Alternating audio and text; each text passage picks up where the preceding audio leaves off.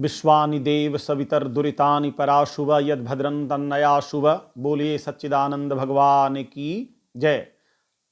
हमारे दर्शक गणों, मैं पंडित सुनील पाठक, ज्योतिष एवं कर्मकांड शोधक और ज्योतिष के झरोखे नाम से जो सीरीज है उसी के तहत आज एक वास्तु से संबंधित एक विशेष ज्ञान को मैं आपके सामने शेयर कर रहा हूं।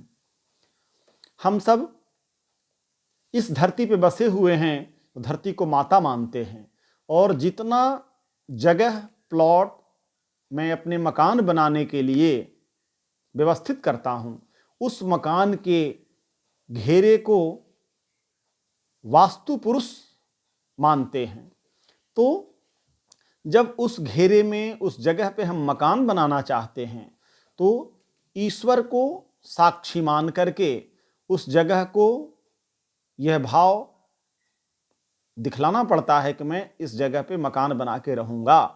तो उसमें हमारे ऋषियों ने कल्पना किया है कि उस घिरे हुए क्षेत्र में एक सर्प रूपी वास्तु, या हम उसको सर्प को राहु भी कहते हैं, सर्प भी समझ सकते हैं, सर्प रूपी वास्तु की कल्पना किया है और वह कल्पना बहुत साकार रूप में काम करता है।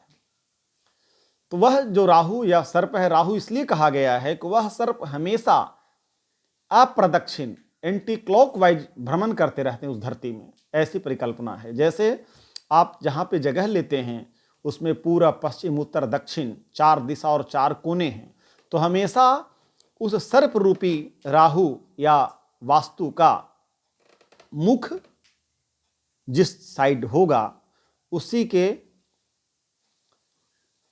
सीधा साइड में जो कोना पड़ेगा उस कोना में उनका पूंछ होगा और एक तरफ उनका पीठ होगा।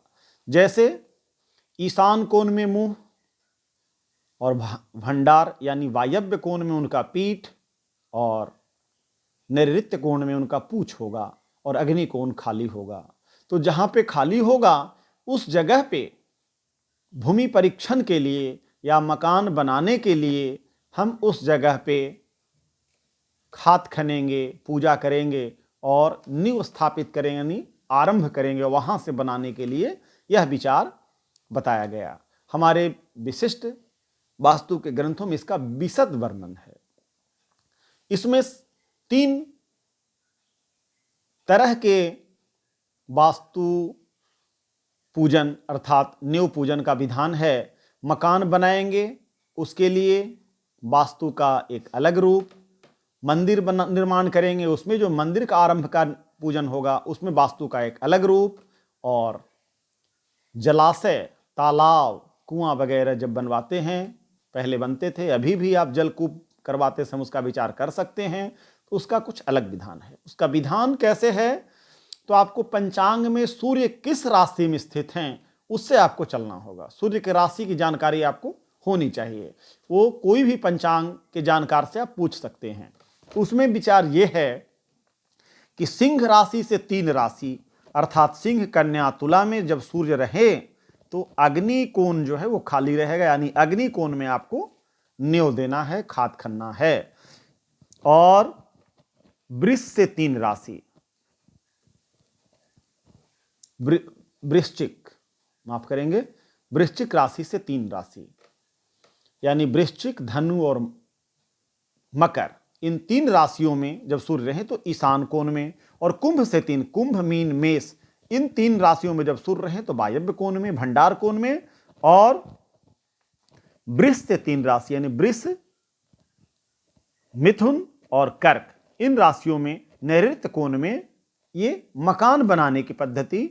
इस आधार पे 3-3 महीना में वास्तु पुरुष का स्थान बदलता जाएगा, मुंह बदलता जाएगा, जिधर जगह खाली होगा उधर नींव पड़ेगा। तो ये विचार उसमें विशेष रूप से दर्शाया गया है। इसी तरह से जब आपका कोई मैसेज के रूप में मुझे प्रश्न आएंगे तो उन प्रश्न में मैं बतलाऊंगा कि मकान के अलावे मंदिर या जलाशय के लिए किस कोण में कब बनेगा। वो वीडियो लंबा ना हो, इस कारण से उसको मैं आपके मैसेज के जवाब में दूंगा। इतना मैं आपको संकेत मात्र दे रहा हूं, इस आधार पर ही आप नींव दें। इस आधार के कारण ही जो पहले से चले आ रहे थे, और कुछ लोगों का मत केवल अग्नि कोण में था, तो तो आपस में कोई मतभेद न हो, इसलिए लगभग सारे ग्रंथों ने विशेष रूप से यही कहा है कि सूर्य के राशि की जानकारी अवश्य होनी चाहिए। बिल्कुल नहीं जानते हो तो अग्निकोण में दे दें। अग्निकोण इसलिए भी कहा गया है कि हमेशा बरसात के दिनों में सूर्य भगवान लगभग उसी हिसाब से रहते हैं और बरसात के दिन में ही लोग घर का आरंभ करते थे और शुरुआत करते थे ताकि हमारा जमीन बढ़िया से बैठ जाए। इसलिए वो लगभग अग्निकोण आता था, उसको लेकर के भी लोग अग्निकोण को एक लकीर के रूप में बांध लिए। लेकिन ये जो विशेष रूप से 3-3 राशियों का मैंने वर्णन किया, यही सर्वमान्य पद्धति है। इन्हीं शब्दों के साथ सम ओम।